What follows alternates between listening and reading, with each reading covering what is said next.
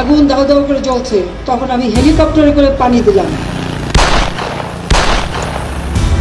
পরে একজন একটা লোক শেষমেশ উনি রাগ হয়ে বলতেছে যে তোরা মাইরা ফেল একবারে, ঠিক আছে, এরকম করে মারার দরকার নেই, মেরে ফেল।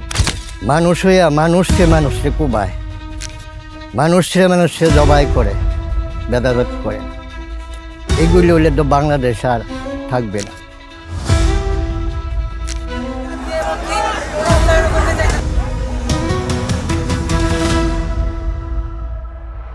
পুরাটাতে কোনো মাংস নাই, আর রক্ত আপনার এইভাবে বাইয়া না পইরা রক্ত উইরা দূরে যায় পড়তা।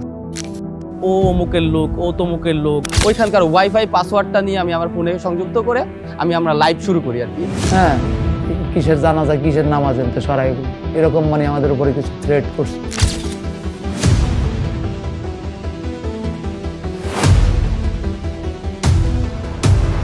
যদি কি অন্যায় করে তো একটা বিচার দিত, কি আঙ্গ কাছে লই আইতো। তো আমার ভাই মারা গেছে, আমি আমার বাড়িতে থাকতে পারিনি। একটা সন্তান আর আছে, হ্যাঁ জানে সন্তানের কেমন লাগে, যে এতটুকু হায়াত নিয়ে আসে দুনিয়াতে আসছে, আমরা ভাবতেও পারিনি। আমার মার চেহারাটা আমি ফেসটা স্পষ্ট বুঝতেছি না, এরকম মর্মাহত অবস্থা।